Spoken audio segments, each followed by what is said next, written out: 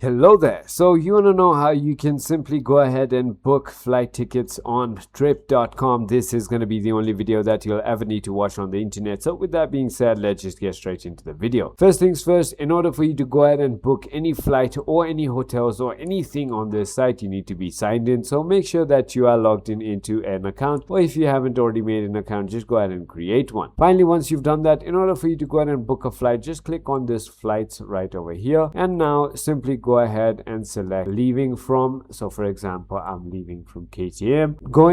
I'm simply gonna go ahead and choose, for example, Dubai International Airport, and I'm gonna simply go ahead and click on search. I can also select round trip, one way, multi-city, non-stop, and many more. So I'm just going to do one way right over here. So Wednesday, October 15th, simply search for that. And now, as you can see, there are going to be all your flight tickets. So Royal Nepal Airlines, Fly Dubai, Indigo, there's Himalaya Airlines, there's Qatar Airways, there's a bunch of other things as well, as you can see. So you can simply just go ahead and get a ticket by clicking on select, and now you can simply choose any right over here. So there is going to be economy classes.